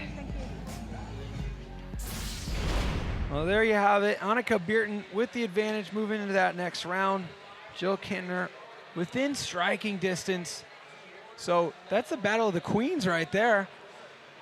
A former and a former plus a current. Yeah, plus a current, plus a back-to-back current. But back up to the top of the course for the men. Austin Warren with the advantage over Bas van Steenbergen. Thomas Slavic with the advantage over Kyle Straight. The developing story, that collision course potentially between Austin Warren and Kyle Straight, 2 riders who ride and train together at Straight Acres, training compound that Kyle Straight built. So Austin Warren is the winner of run number 1 against Bas van Steenbergen. Pretty big margin there. Bas with a little work to do. So Bas van Steenbergen needs to get out here early and put some pressure on Austin Warren, but he's been unflappable till now. Austin Warren is just gaining speed and more speed as he goes through these rounds. So watch him here. This is the flat turn. My word. Both these riders very committed through there. Austin Warren's got 1.69 seconds to play with here. Oh, that was smooth, Cam. Oh, it's got to be within 1.69, and it is 0.75 behind Bas van Steenbergen. Means Austin Warren, the #1 qualifier, makes it out of this round. Great ride. He'll be the first man into the final here. Austin Warren, your #1 seed. So Bas van Steenbergen trying to do everything he can here. Dirt flying off. Little bit of a mistake there. Had to drop a foot out the pedal. That would not have helped his cause. Bas van Steenbergen, another rider who looks to be squeezing in at least 35 pedals in the span of one run. Let's look at Austin Warren's technique. We saw Slavik using the hop to transition. Watch that. Wow, that was quick. Well, Austin Warren moving into the finals. Bas van Steenbergen coming off a second place in this event last year is not going to repeat that, but he will have an opportunity to win a bronze medal as he goes into the bronze medal round. The big question is, who's going to join Bubba in the final, and who's going to join Bas van Steenbergen in that bronze medal round? The next heat we have in the gate will determine that. Kyle Straight on the left side of your screen going up against Thomas Slavik. Slavik, last year's winner here in Slalom. So if anyone can put a stop to Kyle Straight's hopes of going to the final and matching up against Austin Warren, if you were a betting man, you would bet money on a man like Slavik, your reigning champion of the slalom in Whistler. Well, less than a second to make up here for Kyle Straight. 0.68, the differential. What will the story be when the gate drops? Well, Slavik out the gate, half a bike length already, but Kyle Straight knows what to do here. He's been getting quicker and quicker as the heats get on. As you said, getting a lot of pedal strokes in here. My word, he's carrying good speed. So safely through that flat section. This is where both riders are so good, man. These guys are riding so committed. Well, that's poetry in motion right there. No, big mistake from Tomek Slavik. The pressure was on. Thomas Slavik going up against Kyle Straight. We've been saying those are the two strongest looking guys at the bottom of this course. We just had them facing off head to head. The pressure was too much for Thomas Slavik. Now that's the section of the course he had that big crash on yesterday. He had that bouncing transfer line not working right here. Let's see where things went wrong. So let's have a look. He knows he's got to go check his Zarek. He's got to let it all hang out. He gets bucked on that roller. Couldn't keep the wheels on the ground to do that next hop that he was doing. So another look at it. Does the first hop. Just cannot keep two wheels on the ground there, and he knows that's all she wrote. This goes to show one of the fastest routes through that final section is also one of the most risky, leaving a lot of opportunity for error right there. Kyle Straight crossing the finish line first, learning in the finish corral that Thomas Slavik missed those two gates. Well, now we got to see how these brackets are shaping up. Exactly what we've been hoping for. The final, Austin Warren goes against Kyle Straight. Yeah, and it's exactly as qualifying was. We've got #1 qualifier Austin Warren against Kyle Straight. Bas van Steenbergen, he qualified in 4th, Thomas Slavik in 3rd. So that's an amazing feat. All the fastest qualifiers have made their way through to the finals and the bronze medal matchup. Well, the crowd absolutely erupting out here after Slavik missing that gate, and we find out who went to our final round. A loud crowd, but they have some guidelines. Take a look at how to be a most effective crowd out here at Crankworx festivals. After 15 years of extensive worldwide testing, the following are scientifically recognized methods of showing support for your favorite rider. Air horn, vuvuzela, novelty homemade signage, Instagram hashtag, cowbell, thunder stick, screaming. However, studies have shown that fan nakedness has a detrimental effect on athlete performance. And that's why you need this. But you can't get it here. It's only available on site at the best mountain bike destinations on planet Earth. So get your Crankworx merchandise provided by Fox, because why wouldn't you? Look at all these smiling faces. They're having a blast out here at Crankworx because that's what it's all about. And it's all about giving away medals here. Keilani Hines in the gate, looking to set her sights on some glory out here today. But we've been curious what the story will be when you miss a gate. With more on the max differential, let's send it down to Michaela. All right, so Danielle Beercroft did take that first round, but Keilani Hines missed missed a gate a little bit, so she's going to get max differential, and what that means is 2.7 seconds back. So she's got 2.7 seconds as well as what she lost to Danny. So she's got a lot of time to make up, and we'll see if she's got what it takes. Well, thanks, Michaela. Rewriting the rule book that I thought was etched in stone, like the 10 Commandments, but definitely a lot of gap to make up for Keilani Hines right now. Not the typical 1.5, 2.7, I believe she said. Yeah, 2.79, a very strange number. But Danielle Beecroft on that downhill bike, all she's got to do is sail smoothly through the finish line and minimize those mistakes.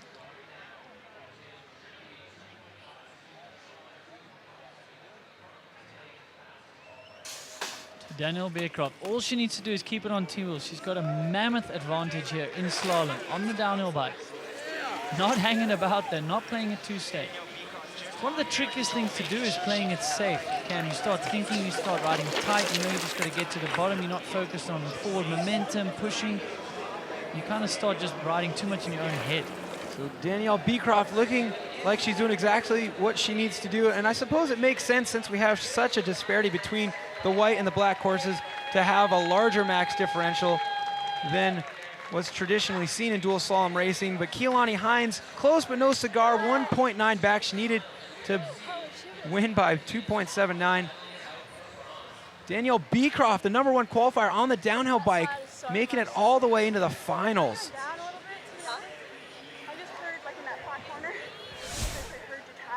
Yeah, so your first rider through to the women's final, Danielle Beecroft, on that downhill bike, #1 qualifier, she's through. Keilani Hines, she'll be in the bronze medal matchup. Who is going to be against Danielle Beecroft? Annika Beerten holding the advantage over our reigning champ, Jill Kittner. Can she make it 6 in a row? Well, she's got to get to the final first. Jill Kittner with the disadvantage, but on the fast side this run. 2 queens in the gate. Jill Kittner, the queen of Crankworx from last season and this season, newly crowned just last night, less than 24 hours ago. 0.76 to make up in order to make it into the finals and try to make it 6 in a row in dual slalom. On the left-hand side, Jill Kittner, Annika Beerten with the advantage. Both these women have faced off against each other many times before. Both raced 4 cross World Cups against each other. Jill Kittner looking to make it 6 in a row, but she's got to get to the final. So she's taking that lead into the step down, into the final section of this track. Commanding lead here, Cam.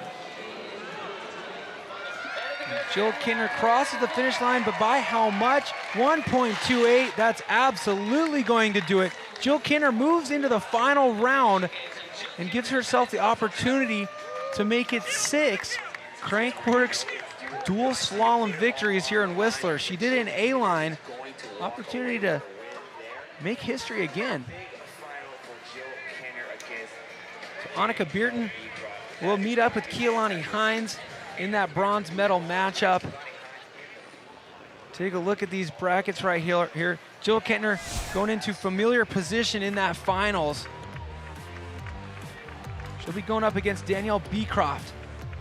Now, Danielle Beecroft was triumphant in the qualifying round on the downhill bike, but it's really going to put things to the test head-to-head against Jill Kittner.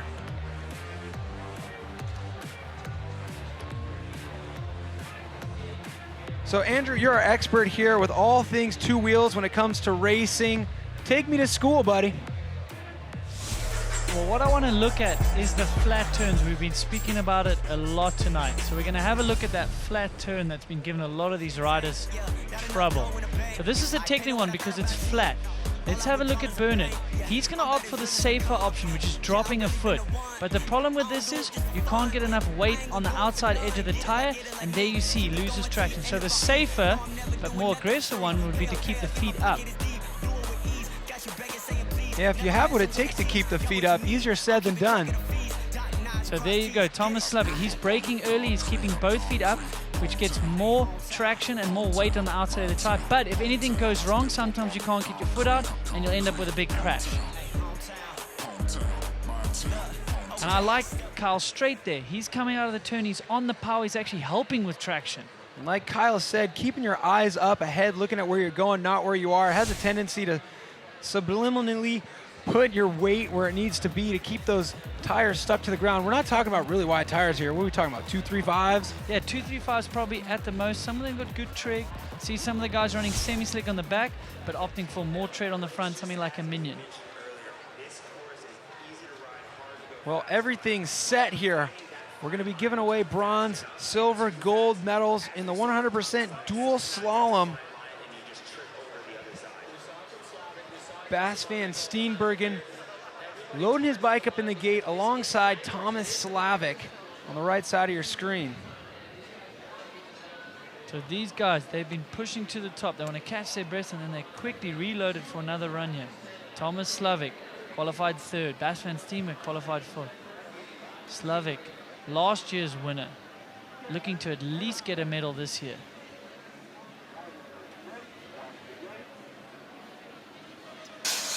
Whoa! There you have it, the big snap from Thomas Slavic. He's not hanging about.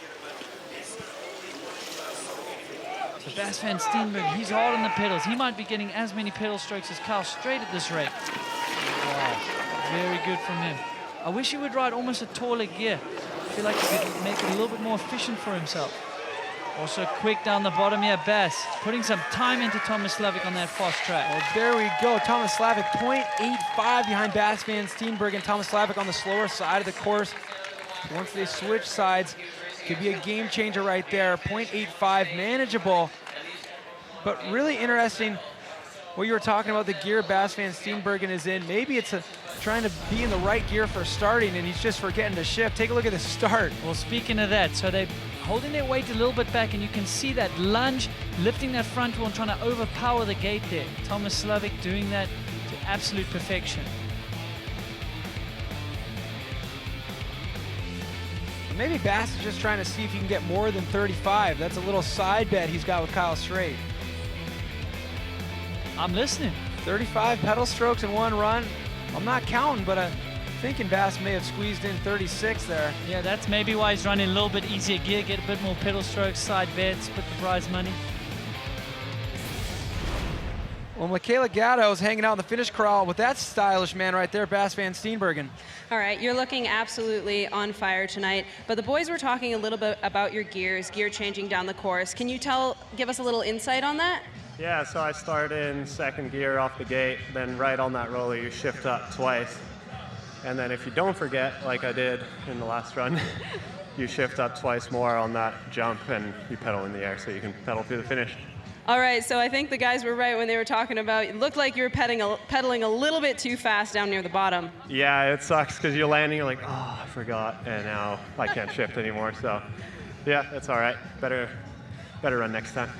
The internal dialogue of a racer. Well, best of luck in next run. Thank you. It's a lot to think about out there. Keep your tires stuck to the ground, your eyes up. Oh yeah, make sure you're in the right gear. Make sure you don't miss a gate. I mean, there's just so much. Oh, and there's a competitor next to you as well. Yeah, at least you don't have to pull in the clutch. Yeah, exactly that. So we've got the woman up next. This is the bronze medal matchup. Kalani Hines versus Annika Beerten.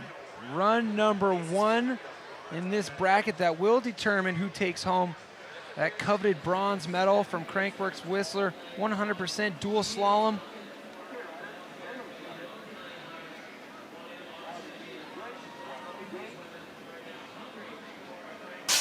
Compose both these riders, and they're off. Annika Beerten, she is a former Queen of Crankworx. We've said that before. Great all-round, but Kalani Hines is really making a name for herself here in Crankworx. Takers and podiums in Pumper. Clean through that turn. She's putting the heat on Annika Beerten here down the bottom. Annika Beerten has been fast down the bottom here. Gaining some time back on Kalani down the bottom. Keilani Hines through the finish line first by 0.83 ahead of Annika Beerten. More of the same here. How many 0.8 gaps have we seen in run number 1 in favor of the white side? We have seen a lot, but we like that deficit. That's not too bad. That is something you can claw back. So, as we said before, these women are going to go back to the top. They're going to switch lanes, and then again, whoever can go. What did you say? You get to beat the person who beat you by more than they beat you by. Do that again? It's a lot of words. There's not a chance I could do it again without messing it up. So let's just move on. This is what we've been waiting for, isn't it? that it is. We were hoping these two would match up. This is your #1 qualifier, Austin Bubba Warren against Kyle Strake. These guys practice together. They live near each other down in SoCal. So it's great to see them in the finals together. It's always a bummer to see friends meet up in the round of 16. You see the knuckles there between Austin and Kyle. One of them is going to take home a silver, so nobody's going to go away empty-handed here today. But of course, friendship aside, they both want that gold. Good snap by both these men. I'm impressed with Austin's gates on the flat pedals. He's also super smooth. Oh no! Whoa! Big crash from Austin Warren. Commitment into the first turn. That's not what we want to see. He's moving. Seems to be okay. Oh, the pressure's got to them here in the first heat of this championship round. How many times? We don't want to see that. How many times did we say that Austin Warren is just looking like he can't possibly make a mistake out there? I'm going to blame it on you. You jinxed him. It's just commentators' curse tonight. We just haven't got it. My word, that's unfortunate. That's what happens in gated racing. Great work, Andrew. Yeah, all my fault, man. It's going to cost me a lot of beers. So styling it up for the crowd, but unfortunately, Austin Warren has really just, oh man. So super disappointed for him myself, and I'm just here in the booth. I don't know how he's feeling. The kokanee is on Andrew Needling tonight, but the pressure is on Austin Warren, who will have that max differential. Now Michaela's hanging out with the two amigos right now as they're reminiscing about that run. Michaela? All right, I'm gonna have to interrupt here, boys. No. No. Well, too bad.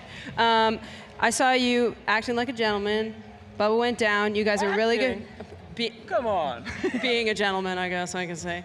Bubba went down. You guys ride together all the time at home. Tell me a little bit about your guys' hometown. Man, I think all we do is just go to Pandamachi and get sushi every day, but man, it's so awesome to be in the finals again with Kyle. It's been a while. Big Bear, a couple weeks ago, Crash Cranks, we were in the finals on Pump Track. It's always a battle. We train together, we ride together, we live 5 minutes from each other, so it's rad to see that our practice is actually showing results for us.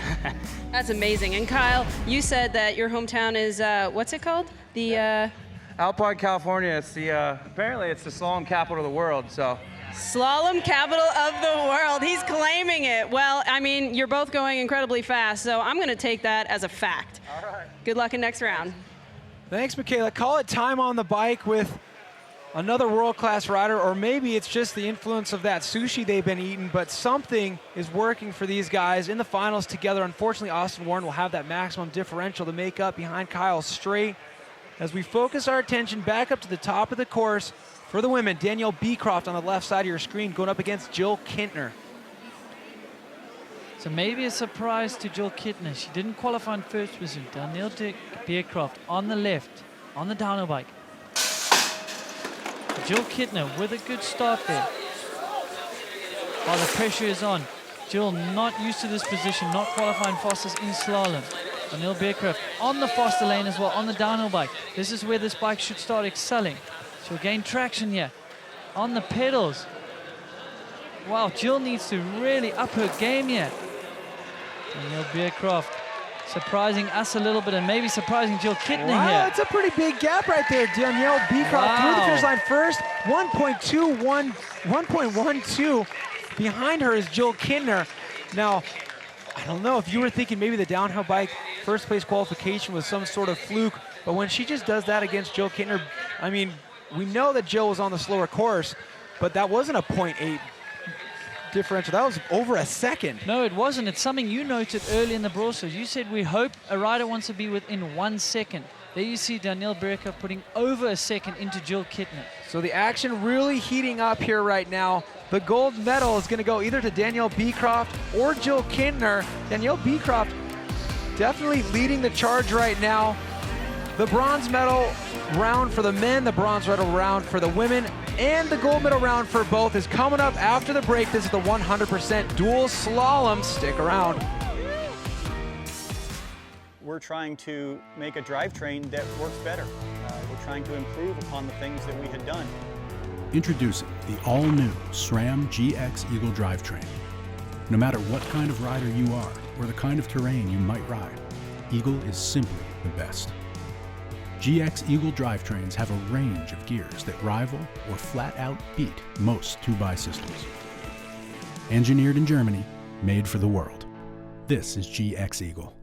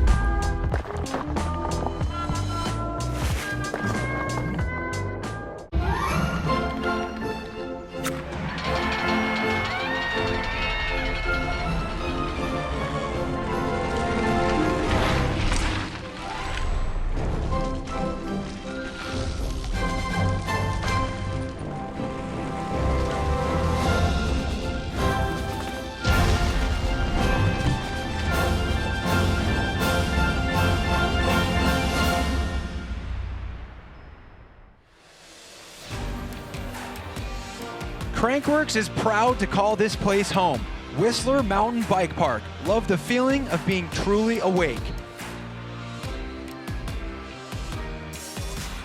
Well, you better stay awake. Don't sleep on Red Bull Joyride coming up tomorrow. Slope style Saturday, August 18th. We've been waiting for this moment all year after a long world tour. The fourth of 4 stops brings it back to its birthplace, the Boneyard, right smack dab in the middle of Whistler Village. 4:30 p.m. local time is when you can catch our broadcast. If you're in Europe, 1:30 a.m., set your alarm or pull an all-nighter. 11:30 for those of you tuning in from New Zealand, where we started this tour, which seems like yesterday, all the way back in March. Well, we're into the finals here for the 100% dual slalom. Austin Warren going up against Kyle Straight. In the gold medal round, Kyle Straight with that advantage. Bastian Steenbergen holding that advantage against Thomas Slavik, trying to make it up on that faster white side right now. They're in the gate, ready to determine who's going to walk away with third place honors and that bronze medal. So there you have it, 0.85. Thomas Slavik needs to make up. He is on that faster lane. We know how good, excuse me, we know how good his starts are. And there you have it. We've lost Cam in the booth. Thomas Slavik absolutely hammering it on the pedals here. Bas van Steenberg with the advantage through the flat turns. He's through there clean. Oh, little bobble from Bas van Steenbergen. My word, he's pushing hard. Is it going to be enough here for the bronze medal? Wow, on the edge of control. Bas van Steenbergen through the finish line, 1.31 back. Thomas Slavik will take home the bronze medal. Wow, well, of course he was hoping to repeat on his win from last year, but a bronze medal is not too shabby when it comes to a consolation prize. Well, Thomas Slavik running away with another medal. Michaela, let's catch up with him. All right, so you had a little bit of troubles in practice, but you seem to be on absolute rails tonight. How good does it feel to come away with the bronze? You know, it's always a good feeling to be on a podium, especially here in Whistler. And you know, after the crash yesterday, I thought I'm not going to be racing, but I raced it, I tried today, and yeah, the result is fine. It's fair enough for me, and I'm super stoked. Well, congratulations. Thank you, appreciate it. Yes, Thomas Slavik making it happen right there, but Bas van Steenbergen on the edge of control, almost going off course here. Exactly that, man. Wow, Cases that last jump, man, he was so committed to try and make up that time there, but he just wasn't going to be enough. Thomas Slavik bouncing back from the big crash yesterday, going on to take the bronze medal. Great ride from him. Not as good as last year with the win, but that's awesome for him. Wow, Bas van Steenbergen wasn't the only one on the edge of control. Andrew Needling, if you know what I mean, but let's check it out here. The bronze medal round for the women. Keelani Hines on the right side of your screen, going up against a former queen of Crankworx, Annika Beerten. Annika Beerten having 0.83 to make up. So that is within reach. She's on the faster track. Look for her to have a good start here. Full cross background.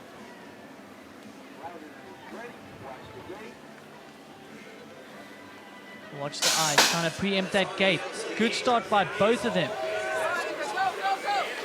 Annika Bierten in red, Kalani in the blue jersey there. 8 seconds in this round. She is in the faster track. It is possible that she can do it. Annika Bierten, they were into these tricky flat turns.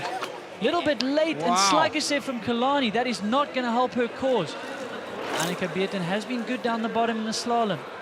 Annika Bierten looking to take that bronze medal. Annika Bierten, the winner in this second run by 1.68. And of course, that means she'll go home with a bronze medal here in Whistler. Strong ride for her. She's been on the podium here before, collecting some more hardware. So Annika Bierten taking home a bronze medal. That's got to feel good. Let's hear the excitement, Michaela. So you've been on the podium here before, and you're on the podium again today. How good does it feel to get the bronze today? Oh man, it feels amazing, you know. I love racing here in Whistler, and it's never easy to get on the podium. We have so many fast women now, and to put it together tonight means a lot to me. That's amazing, and congratulations again. Thank you, appreciate it. Well, congratulations to Annika Bierten taking home a nice souvenir, getting back on the podium here at Crankworx. Former queen. It's great to see her back on form. Now in the men's category, you're gonna have to be very much on form in order to win a gold medal out here in dual slalom, but a whole lot more at stake for that guy on the left side of your screen right there, Kyle Straight. He's trying to rack up some points for the king of Crankworx standings. Before the race today, he was hanging out in 5th place, 30 points behind Keegan Wright. Keegan Wright was out, Adrian Larone was out. So we give points for top 10 in all the events out here. So he's gonna move up the rankings. Is he gonna get 1st place points or 2nd place points? He's looking for that 3rd place prize money in the King of Crankworx standings. It's gonna come down to this run right here. So in run number 1 against Austin Warren, Kyle Straight looked a little something like this. Well, Austin Warren, very committed here, coming deep. Oh, and just carrying too much speed into the first turn and just losing grip there. Man, big crash for Austin Warren. That shows his commitment, but wow, just pushing a little bit too hard and he would go down. Very similar riders right here, so it's still within the realm of possibility that Kyle Straight could have a similar issue if he pushes too hard. You've said it before, it's hard to take it easy. That it is. He knows Austin Warren is going to lay it all out on the line here. He wants to force a mistake out of Kyle. Austin Warren having to make up the maximum differential, which for this run is 2.49. Kyle Straight has been in this position many times before. Like you said, he's won prestigious events, lots of slalom races in his life. Austin Warren. And he's on the slower course, so that's going to be so tough for him to push a mistake because Kyle Straight can't even see Austin next to him, so he knows he's ahead, and that's all he needs to do. So Kyle Straight will bring it home here. Big win for him, and he'll take that gold medal. Kyle Straight back on the top of the slalom podium. He was 4th place here last year. He had a 2nd place at the first stop in Rotorua for the 2018 season, but the top step of the podium is all his tonight.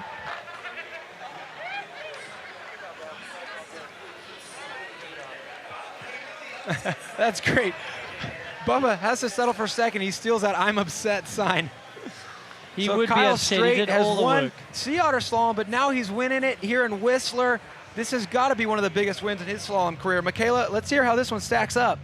All right, so the boys were saying you've won in Sea Otter for slalom. You've done really well in slalom in the past, but is this perhaps the biggest slalom race you've ever won? I don't know. Career's not over yet, is it? But to date.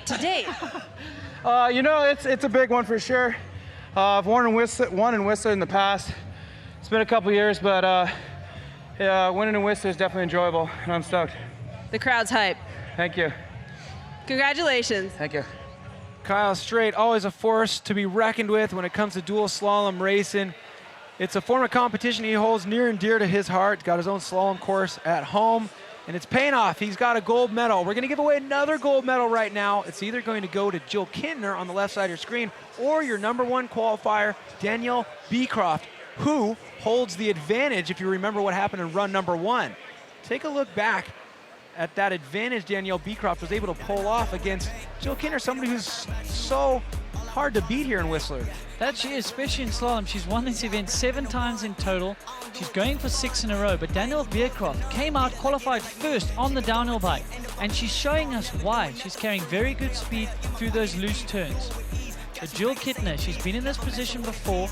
She's had to make up time in the pump track, which she has been able to do. She thrives under pressure. So Jill Kittner with a sizable differential to make up 1.12. Danielle Beecroft definitely has to keep her eyes on the prize right now if she's going to take it out from underneath the champ. So, mighty good start from Daniela compared to Jill Kittner. That downhill bike is heavier, so tough to get it up to speed. Wow, there are things flying off track here. Danielle Beercroft needs to just keep in touch with Jill here. This is where hopefully she can excel. Mistake from Jill. Yeah, she's going to lose a bit of time there, but Danielle Beercroft is decent through that flat turn. This is looking good. She's got to keep it within 1.12. This is looking like she could do it, folks. Oh, I don't know. Danielle's pretty close. 0.58. Yes! Wow, Jill Kittner not doing enough. Danielle Beecroft will take home the gold medal. Wow, that is an upset victory there for Danielle Beercroft. Great riding from her.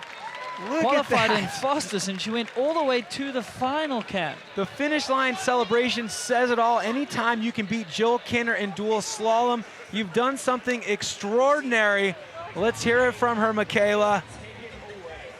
Okay, you just knocked Jill off the 5-year streak she was on a downhill bike. What is going on right now? I have no idea, but I was just having fun on the bike all day, so I'm stoked, I'm blown away. And besides, just liking the bike better, having fun on the bike, where do you think the downhill bike excelled on this course? The track was so rough, and all the corners, and especially that flat corner, so I just gave it hell, and it paid off. Amazing, congratulations. Thank you. Wow, huge accomplishment there from Danielle Beecroft, upsetting the queen, Jill Kittner. Yeah, I mean, she said it herself. She was opting for the downhill bike. She felt she could have more traction in those flat turns, and I really think that paid off for her, as you see, with a win.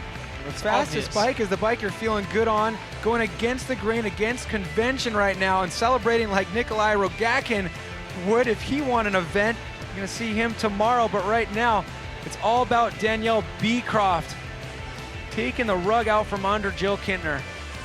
Yeah, putting a stop to that streak 5 years in a row, but it will not be 6. Great ride from her. Well-deserved bike toss there as well. So in the men's category, Kyle Straight walking away with a gold medal and top honors, all the points you could possibly earn from this competition, and that bumps him up in the King of Crankworx standings. Take a look. That is great for Kyle Straight. So he's leapfrog Keegan Wright and Adrian Lohan. That should secure him 3rd place for the year. Well, Kyle Straight getting that 3rd place and the $5,000 for the King of Crankworx overall standings, but 1st and 2nd place still to be determined. We have 2 more events to go. Downhill on Sunday, you'll see Sam Blankensop. He's been leading the King of Crankworx all season. He's going to be strong on the Canadian Open downhill course. That is an event that's right up his alley. But Thomas Lemoyne, an opportunity for big points. He's a slopestyle competitor with so much consistency. He's been scoring points in dual speed and style, pump track, and slopestyle. He's been looking great in practice, but only one can be the king, and it's going to come down to the final 2 events. Well, what a great event we had here tonight, Andrew Neethling. Final thoughts from the 100% dual slalom. Well, Danielle Beercroft, she came out swinging, qualifying fastest, surprising us on the downhill bike, and amazing. A surprise victory for her, but man, what a ride.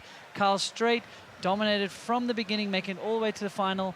Unfortunately, Bubba couldn't withhandle the pressure. He would crash out. So many great events already here at Crankworx Whistler 2018, and it all builds to Red Bull Joyride tomorrow, 4:30 p.m. local time here in the Pacific time zone. And if you're hanging out close to Whistler Village, say you're in Vancouver, get on the highway early, and make sure if you want the best seat in the house, you get the VIP experience. We still have some tickets up for grabs. Log on to the Crankworx website in order to find those tickets. Red Bull Joyride coming at you tomorrow. Go to crankworx.com/Whistler/VIP for the best seats in the house, hanging out right next to that classic cabin you always find on the middle of the course. Well, what a great night of competition out here in the 100% dual slalom. Some upsets, some gold medals being awarded, and some shifts in the king and queen overall standings. Kyle Straight solidifying that third place position. We'd like to thank you all for tuning in. On behalf of Michaela Gatto and the Finnish Corral, I'm your host, Cam McCall, alongside our expert, Andrew Needling. And we want to hope that you're going to join us tomorrow for Red Bull Joyride. The discipline of slopestyle started right here. And all the events we've had so far, Crankworx Whistler 2018, have built to the moment we'll experience tomorrow. We'll also have downhill on Sunday, where Sam Blankensop will be trying to earn some points and the King of Crankworx crown. Once again, Red Bull Joyride tomorrow, August 18th, 4:30 Pacific time. You won't want to miss it. Thank you for tuning in to 100% Dual Slalom, and we will see you tomorrow.